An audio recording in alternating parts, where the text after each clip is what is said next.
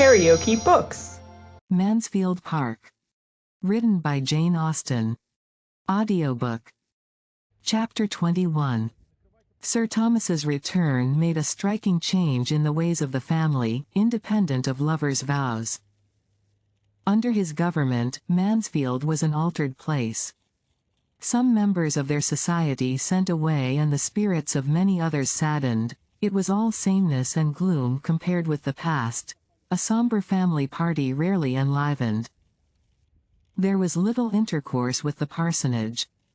Sir Thomas, drawing back from intimacies in general, was particularly disinclined, at this time, for any engagements but in one quarter. The Rushworths were the only addition to his own domestic circle which he could solicit. Edmund did not wonder that such should be his father's feelings, nor could he regret anything but the exclusion of the Grants. But they, he observed to Fanny, have a claim. They seem to belong to us, they seem to be part of ourselves. I could wish my father were more sensible of their very great attention to my mother and sisters while he was away. I am afraid they may feel themselves neglected. But the truth is that my father hardly knows them. They had not been here a 12-month when he left England.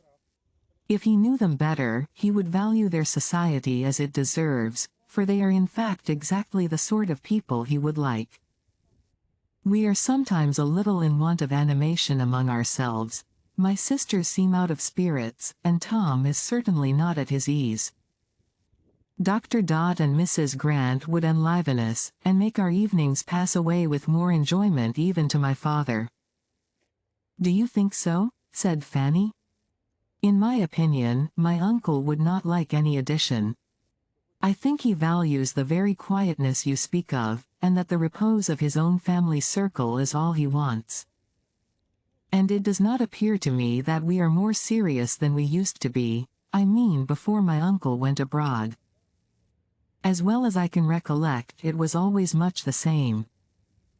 There was never much laughing in his presence, or, if there is any difference, it is not more I think than such an absence has a tendency to produce at first.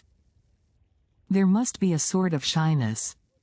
But I cannot recollect that our evenings formerly were ever merry, except when my uncle was in town. No young people's are, I suppose, when those they look up to are at home. I believe you are right, Fanny, was his reply, after a short consideration. I believe our evenings are rather returned to what they were, than assuming a new character. The novelty was in their being lively, yet, how strong the impression that only a few weeks will give. I have been feeling as if we had never lived so before. I suppose I am graver than other people, said Fanny. The evenings do not appear long to me. I love to hear my uncle talk of the West Indies. I could listen to him for an hour together. It entertains me more than many other things have done, but then I am unlike other people, I dare say. Why should you dare say that? Smiling, do you want to be told that you are only unlike other people in being more wise and discreet? But when did you or anybody ever get a compliment from me, Fanny? Go to my father if you want to be complimented. He will satisfy you. Ask your uncle what he thinks, and you will hear compliments enough, and though they may be chiefly on your person, you must put up with it, and trust to his seeing as much beauty of mind in time. Such language was so new to Fanny that it quite embarrassed her. Your uncle thinks you very pretty, dear Fanny, and that is the long and the short of the matter. Anybody but myself would have made something more of it, and anybody but you would resent that you had not been thought very pretty before, but the truth is, that your uncle never did admire you till now, and now he does. Your complexion is so improved, and you have gained so much countenance, and your figure, nay, Fanny, do not turn away about it. It is but an uncle. If you cannot bear an uncle's admiration, what is to become of you? You must really begin to harden yourself to the idea of being worth looking at. You must try not to mind growing up into a pretty woman. Oh, Don't talk so," cried Fanny, distressed by more feelings than he was aware of.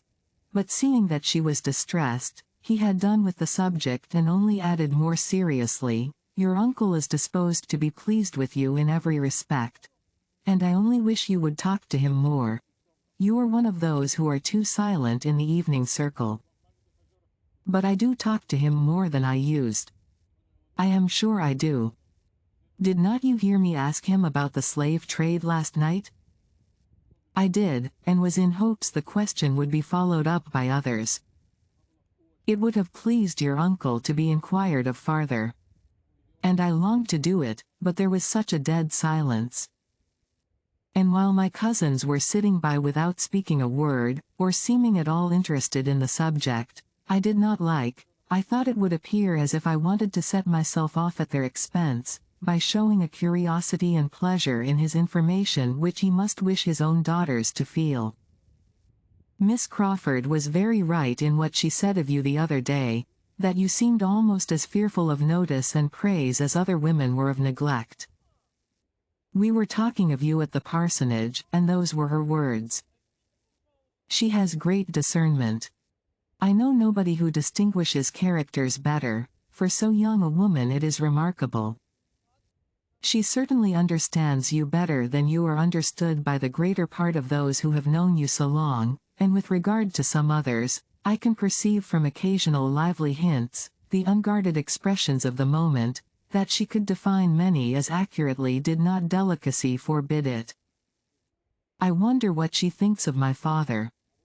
She must admire him as a fine-looking man, with most gentlemanlike, dignified, consistent manners, but perhaps having seen him so seldom, his reserve may be a little repulsive. Could they be much together, I feel sure of their liking each other. He would enjoy her liveliness, and she has talents to value his powers. I wish they met more frequently. I hope she does not suppose there is any dislike on his side. She must know herself too secure the regard of all the rest of you, said Fanny with half a sigh, to have any such apprehension. And Sir Thomas's wishing just at first to be only with his family is so very natural, that she can argue nothing from that.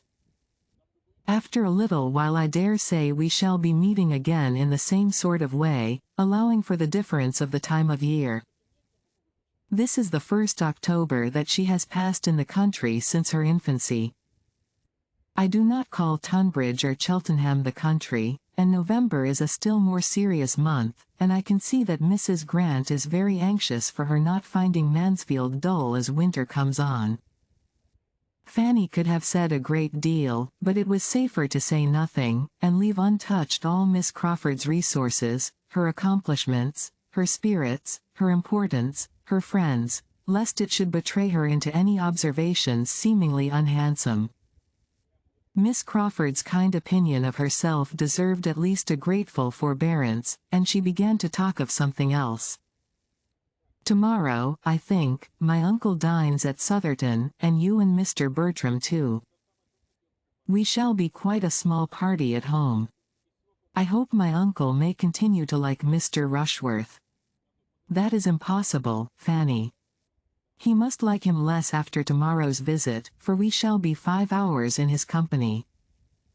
I should dread the stupidity of the day, if there were not a much greater evil to follow, the impression it must leave on Sir Thomas. He cannot much longer deceive himself. I am sorry for them all, and would give something that Rushworth and Maria had never met.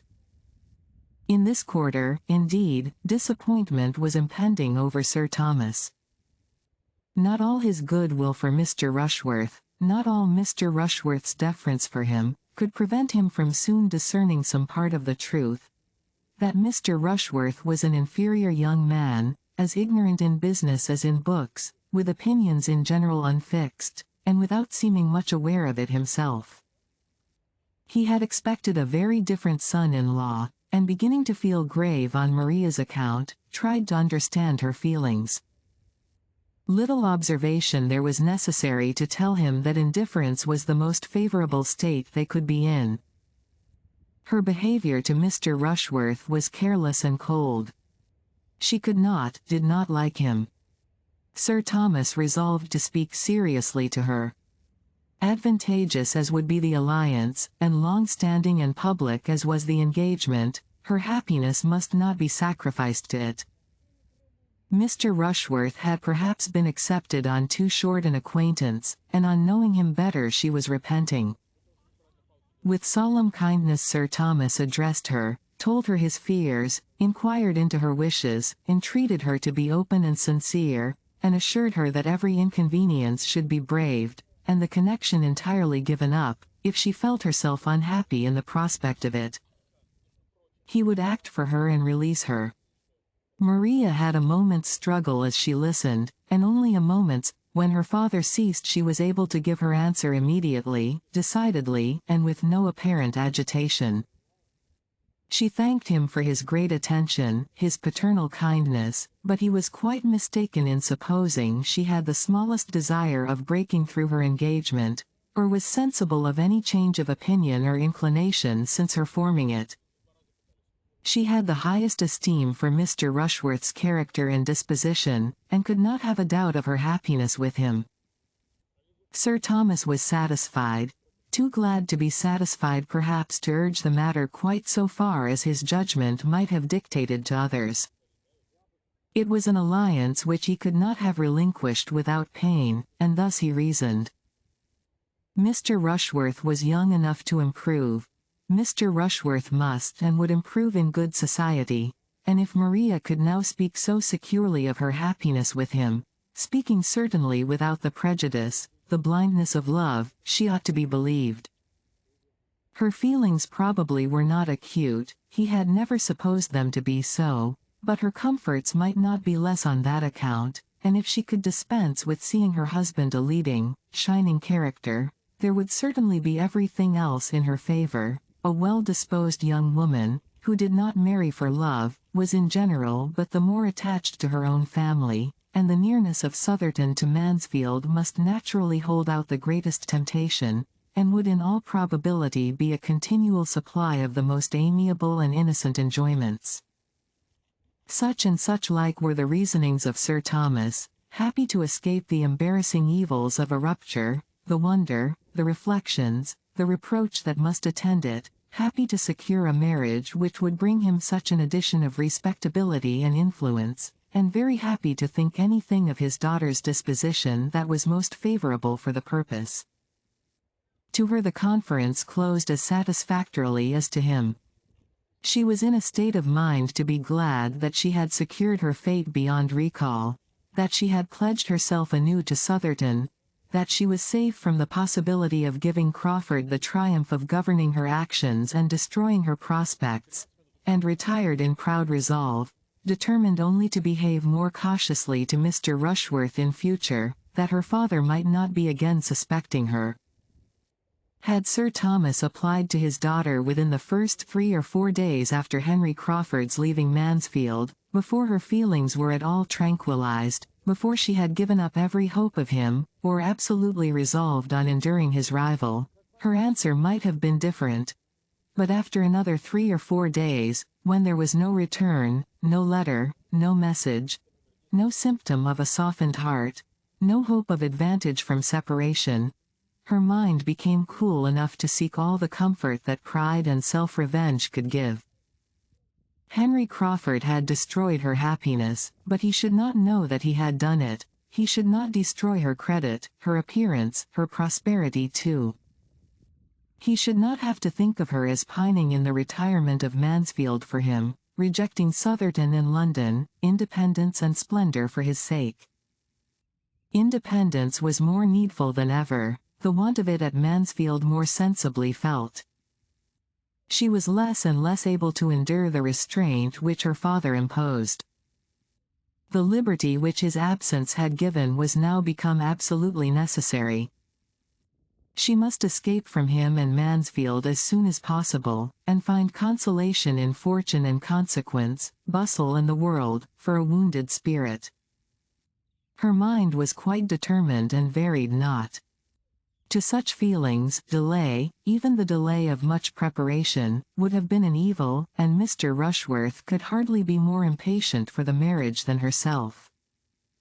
In all the important preparations of the mind she was complete, being prepared for matrimony by an hatred of home, restraint, and tranquillity, by the misery of disappointed affection and contempt of the man she was to marry. The rest might wait. The preparations of new carriages and furniture might wait for London and spring, when her own taste could have fairer play. The principals being all agreed in this respect, it soon appeared that a very few weeks would be sufficient for such arrangements as must precede the wedding. Mrs. Rushworth was quite ready to retire, and make way for the fortunate young woman whom her dear son had selected, and very early in November removed herself, her maid, her footman, and her chariot with true dowager propriety to Bath, there to parade over the wonders of Sotherton in her evening parties, enjoying them as thoroughly perhaps in the animation of a card table as she had ever done on the spot, and before the middle of the same month the ceremony had taken place, which gave Sotherton another mistress. It was a very proper wedding.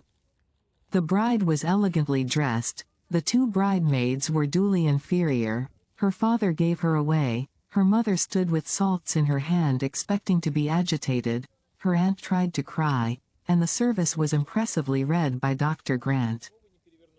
Nothing could be objected to when it came under the discussion of the neighborhood, except that the carriage which conveyed the bride and bridegroom and Julia, from the church door to Sotherton, was the same chaise which Mr. Rushworth had used for a 12-month before. In everything else the etiquette of the day might stand the strictest investigation. It was done and they were gone. Sir Thomas felt as an anxious father must feel, and was indeed experiencing much of the agitation which his wife had been apprehensive of for herself, but had fortunately escaped. Mrs. Norris, most happy to assist in the duties of the day, by spending it at the park to support her sister's spirits, and drinking the health of Mr. Dot and Mrs. Rushworth in a supernumerary glass or two, was all joyous delight, for she had made the match, she had done everything, and no one would have supposed from her confident triumph, that she had ever heard of conjugal infelicity in her life, or could have the smallest insight into the disposition of the niece who had been brought up under her eye. The plan of the young couple was to proceed after a few days to Brighton, and take a house there for some weeks. Every public place was new to Maria, and Brighton is almost as gay in winter as in summer. When the novelty of amusement there were over, it would be time for the wider range of London. Julia was to go with them to Brighton. Since rivalry between the sisters had ceased, they had been gradually recovering much of their former good understanding, and were at least sufficiently friends to make each of them exceedingly glad to be with the other at such a time. Some other companion than Mr. Rushworth was of the first consequence to his lady, and Julia was quite as eager for novelty and pleasure as Maria, though she might not have struggled through so much to obtain them, and could better bear a subordinate situation. Their departure made another material change at Mansfield, a chasm which required some time to fill up. The family circle became greatly contracted, and though the Miss Bertrams had latterly added little to its gaiety, they could not but be missed. Even their mother missed them, and how much more their tender-hearted cousin, who wandered about the house, and thought of them, and felt for them, with a degree of affectionate regret which they had never done much to deserve. If you liked what you heard, please subscribe to the channel.